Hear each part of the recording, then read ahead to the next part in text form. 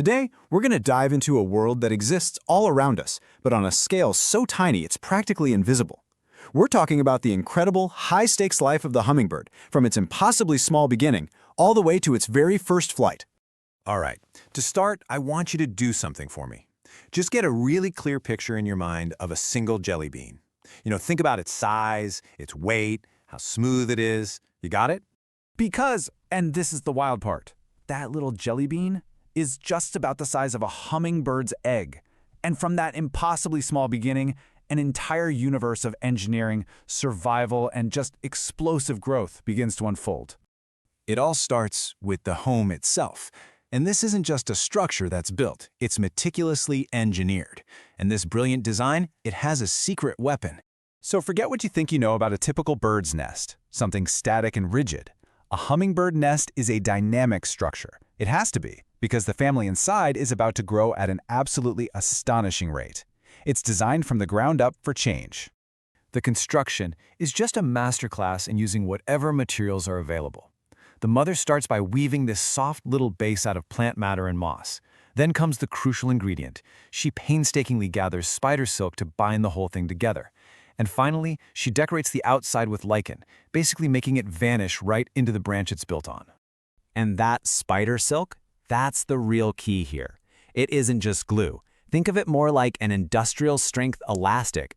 This is what allows the nest to literally stretch as the chicks grow, expanding from a tiny thimble-sized cup into a packed-out cradle, all without falling apart. It's a true architectural marvel. So who is this master architect and nonstop provider? Well, the answer is pretty surprising, because this entire epic mission rests on the shoulders of just one individual. The division of labor in the hummingbird world is, to put it simply, absolute. The male's job is courtship. After mating, his role is completely finished. So the crucial point here is that the mother does it all. From building that incredible nest to raising the young, she does it entirely alone. And this, of course, creates a huge logistical problem. Her metabolism is already sky high, but now she has these tiny, fast-growing chicks that need to be fed almost constantly, like every 20 minutes. So how on earth can a single parent possibly keep up with that demand? She manages it through a system of just supreme efficiency. First, she forages for nectar to get carbs and tiny insects for protein. Then, she partially digests this meal, turning it into a perfectly balanced high-energy slurry. Then, using her long bill, she deposits this fuel directly deep into her chicks' throats. It's a direct, no-waste delivery system that ensures the absolute maximum energy transfer. And they need every ounce of that energy. Because what happens inside that expanding nest is nothing short of miraculous.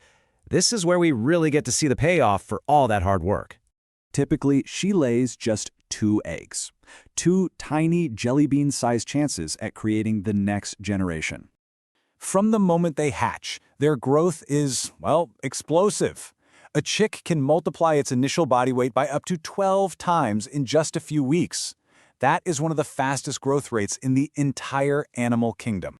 Now, to fuel that kind of growth, their internal furnaces are burning incredibly hot. A chick's body temperature can actually reach 107 degrees Fahrenheit, which is about 42 degrees Celsius. This supercharged metabolism is the engine of their rapid development. But to maintain that incredible metabolism, they have to conserve energy at every possible opportunity. So for the first week of its life, a hummingbird chick will spend up to 90% of its time just sleeping, converting every last calorie it gets directly into growth. And this whole process, from a blind, basically featherless hatchling to a fully formed fledgling ready for flight, takes place in about 21 days. 3 weeks. That's it. And all of this brings us to the final, critical moment, the culmination of the nest's purpose and the mother's singular, tireless focus.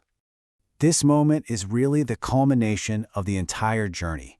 It starts with a single parent weaving with spider silk, and it ends with 2 fledglings now filling that once tiny space to capacity. The elastic walls have stretched, the mother has delivered countless meals, and the chicks have completely transformed.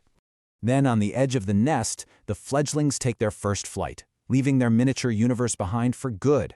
The mother's job is done, and somewhere else a new nest is probably already being woven. The cycle just starts all over again. It really makes you wonder, doesn't it?